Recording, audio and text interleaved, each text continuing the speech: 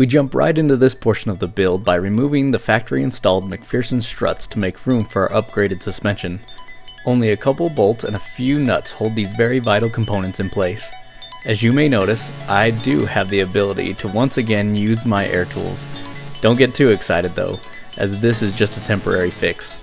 I went to a local discount tool store and purchased a little 3-gallon air compressor. It isn't ideal, but it helped the process along a little faster than if I had not had it. One of the extra goodies that the Altima SE-R came standard with was an upgraded suspension setup. This gave these cars a sportier ride and an impressive 0.86 lateral G in the skid pad. For Nissan, the R badge is something that is held sacred and reserved only for vehicles worthy of the designation. Very few vehicles in the Nissan lineup have been so fortunate to wear the badge that adorns vehicles such as the Skyline GTR and the more recent GTR. Other upgrades made to the Altima SE-R were 18-inch forged aluminum alloy wheels, sticky Bridgestone SO2s, the option of a close ratio 6-speed manual transmission, upgraded front brakes, and a high flow exhaust which puts out a very satisfying baritone note. In stock form, these cars were fun to drive around town and to do a little showboating at the track, but with a few modifications and tweaks here and there, they become unsuspecting sleeper sedans, something of a front-wheel drive 350Z.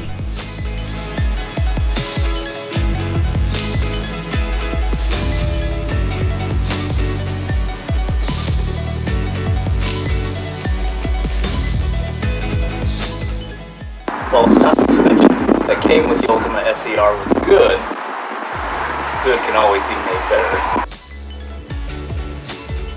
The stock Mcpherson struts and the new Coilover suspension look very similar, but with one crucial difference: the ability to be modified. Mcpherson struts have preset characteristics determined during the engineering phase of the design cycle to provide certain attributes which most drivers will find pleasant and not uncomfortable. Coilovers have an almost infinite ability to be adjusted to a specific driver's tastes and desires.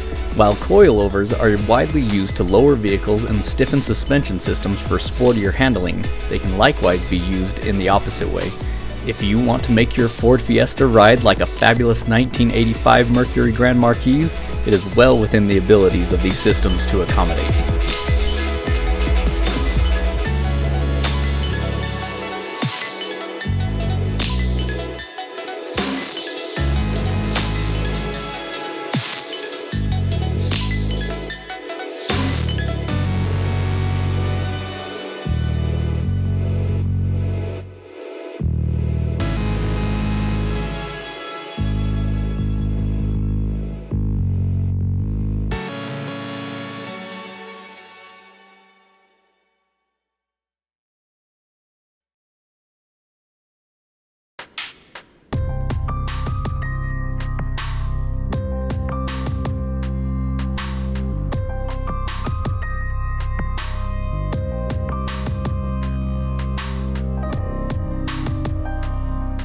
Each tower nut is precisely torqued down to factory specification using highly calibrated biceps, triceps, and forearm muscles.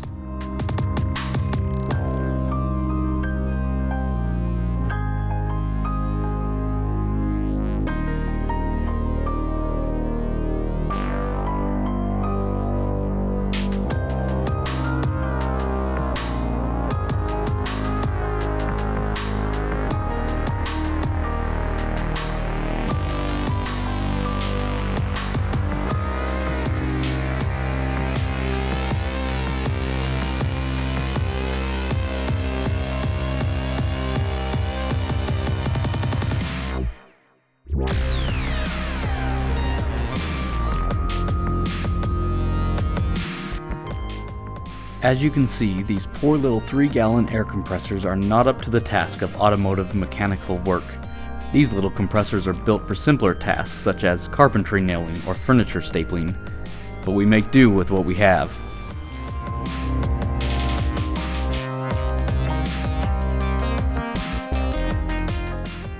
When choosing coilovers for your build, you need to make sure to buy a package that is designed specifically for your vehicle's structural architecture. As you can see here at the back of this Altima, the springs and the shocks are not connected to each other. The springs are mounted to one of the lower suspension members, while the shocks are mounted in what would be considered the typical location. By installing a coilover shock and spring setup like the ones at the front in the back of the vehicle, this would induce unwanted stresses on the body structure and change the suspension dynamics of the rear of the vehicle. In other words, it would be very bad.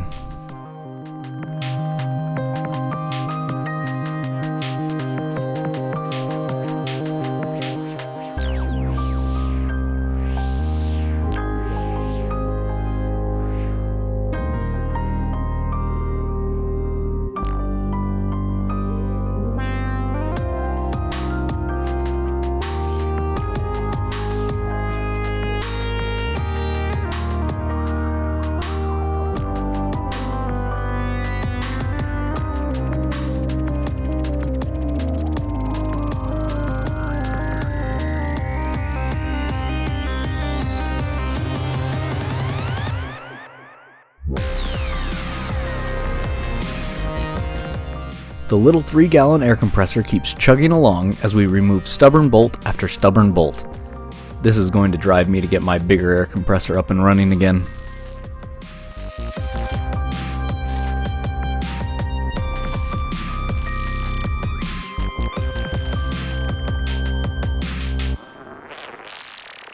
Even in the rear coilovers, the difference is easy to spot.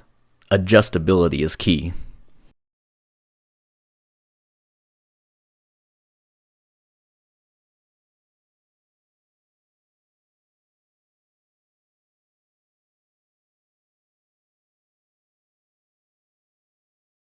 We reassemble our Altima suspension with shiny new components that no one will ever see.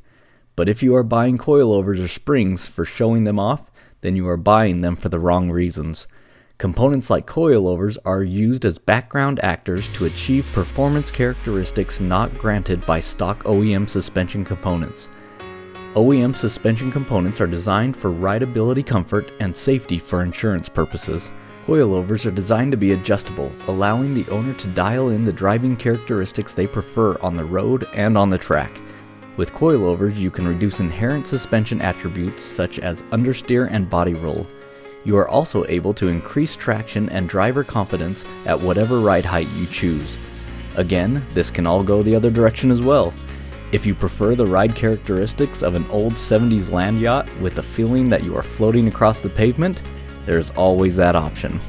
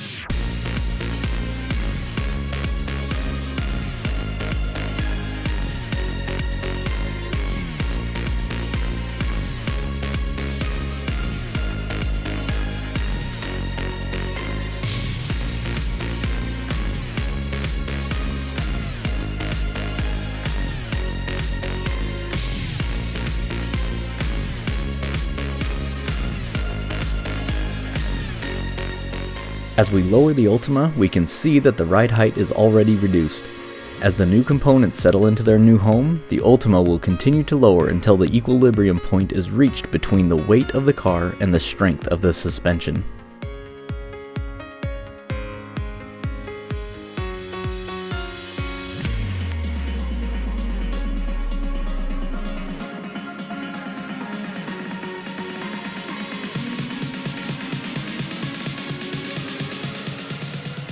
Since we are under the car anyway, we give the Altima an oil change, which it well deserves.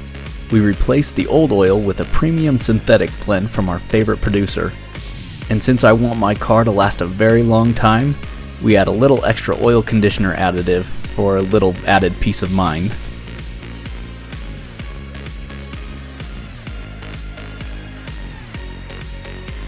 With the springs now settled and the ride height at its final state, the Altima looks like something out of an early 2000s Need for Speed Underground beginnings level scene. It has taken no small amount of time, patience, willpower, and muscle to get it to this state, but this is not where the ride stops. There is still more to do to this Altima before we can call it complete, so stay tuned and there will be more to come.